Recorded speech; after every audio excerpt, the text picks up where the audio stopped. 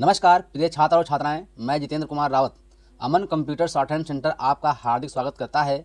जो छात्र और छात्राएं सिंह प्रणाली शॉर्ट हैंड पूरी किताब पढ़ चुके हैं और उस किताब के मैटर की भी शॉर्ट हैंड डिक्टेशन स्पीड बना चुके हैं और उन्हें अधिक शॉर्ट हैंड डिक्टेशन स्पीड बनानी है तो संपर्क करें, क्योंकि हमने रामधारी गुप्ता की किताब में से 203 पेज डिक्टेशन के लिए हैं, जो प्रत्येक पेज में 400 शब्द हैं, जिनका डिक्टेशन 60, 80, 100 व 120 शब्द प्रति मिनट की स्पीड से 400 व 800 शब्दों पर दिया गया है। जो छात्र व छात्राएं विधिवत रूप से इन मैटरों का होमवर्क करके व्हाट्सएप पर चेक करा के अपनी शॉर्ट हैंड डिक्टेशन स्पीड बढ़ाना चाहते हैं या आउटलाइन प्राप्त करना चाहते हैं या शॉर्ट हैंड पढ़ना चाहते हैं तो संपर्क करें। Mobile number 91 98 94 39 41। दूसरा है 700 790 52 75। अतः संपूर्ण पढ़ाई व्हाट्सएप पर वीडियो के माध्यम से कराया जाएगा। धन्यवाद। उपाध्यक्ष महोदय, रूस में भारत के जो मानचित्र प्रकाशित हुए हैं उनमें भारत के कुछ हिस्से को सही तरीके से नहीं दिखाया गया है। इसको सरकार भी मानती है और इस विषय पर कोई मतभेद नहीं है। प्रश्न ये है कि अगर किसी देश ने हमारे देश का गलत मानचित्र प्रकाशित किया है तो एक सरकार के रूप में भारत सरकार का जो कर्तव्य है उसने उसको निभाया है या नहीं, और अगर निभाया है तो किस प्रकार से निभाया है।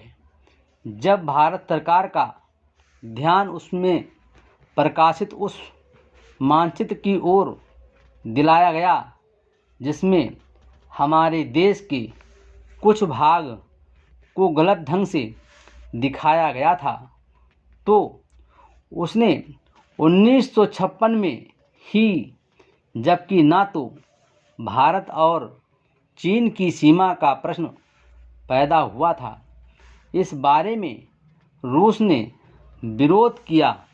इसके बाद भारत सरकार ने लगातार 4 बार रूस सरकार से लिखित रूप से विरोध किया कि हमारे मानचित्र को ठीक से नहीं दिखाया गया है। जिस मानचित्र को लेकर यह चर्चा हो रही है, जब उसकी ओर भारत का ध्यान गया तो उसने जून, जुलाई और अगस्त में लगातार 3 बार अपने राजदूत के माध्यम से और रूस के जो अधिकारी हमारे देश में आए उनसे बातचीत करके रूस का ध्यान इस ओर आकर्षित किया कि उसने इस देश का मानचित्र ठीक नहीं दिखाया है।